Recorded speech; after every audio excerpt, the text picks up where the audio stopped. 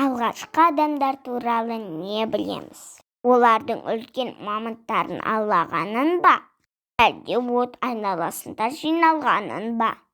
Немесе үңгірлерге сурет салғанын ба? Алғашқы адамдар Африка құрлығында пайда болыпты.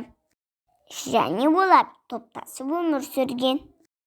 Олардың мекендері үңгірлер болған. Ежелгі адамдар көшпенді болған. Олар тамақ табу үшін үнемі көшіп жүрген. Алғашында олар жемістермен, өсімдік тамырларымен, жабайы аралардың балымен, ұядағы құс жұмыртқалармен де қоректенген. Олар бірлесіп аң аулауды білмеген екен. Сондықтан олар өлі жануарларды жеген. Уақыт өте келе алғашқы адамдар аң аулауды меңгерген. Олар топтаса отырып аңдарды біресе аулаған. Жануарлардың сүйегін, мүйізін, етін және терісін пайдаланған. Аң терілерінің маңызы өте зор болды. Олар осы теріні киім ретінде пайдаланды. Бірте-бірте өздеріне ыңғайлы етіп киімдерін жасап алды. Осы уақыттарда олар аң тістерінен және теңіз бақалшықтарынан алғашқы әшекей бұйымдарды жасауды үйренді. Алғаш рет ағаштарды үйкеу арқылы от жағуды үйренген. Бірте-бірте шапақ тастарды қолданып от жағуды үйренді. Тіпті олар үңгір қабырғаларын аң аулап жүрген адамдардың суреттерін сала білген. Дәл осындай суреттер біздің елімізде де сақталған. Олардың суреттерінде жабайы аңдар бейнеленген. Ежелгі адамдар біртіндеп өздері аулаған аң терілерінен ыңғайлы үйлер сала бастады.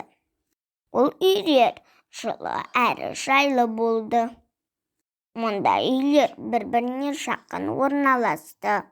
Ал олардың құралдары тастан жасалған болатын. Үшкір тастан жасалған құралдар аң аулауға өте ыңғайлы болды. Осылайша олар тас арқылы балық аулай бастады. Балық аулауға түрлі құралдар ойлап тапты.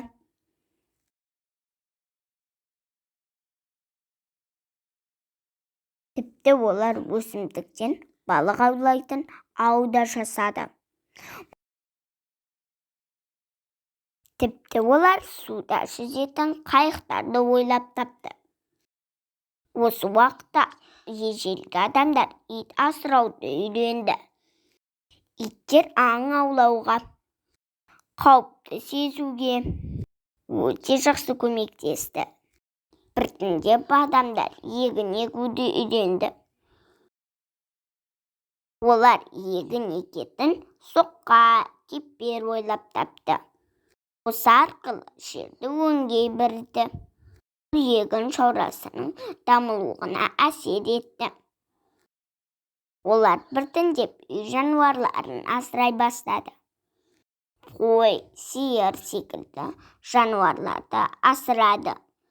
Осыдан кейін бір орында тұру үшін балшықтан үй соғып, шатырын қамшөптерден жасады.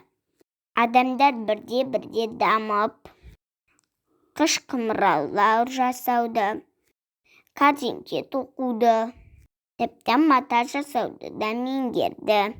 Осылайша ежелгі адамдар дамып, келесі дәуірге аяқ басты.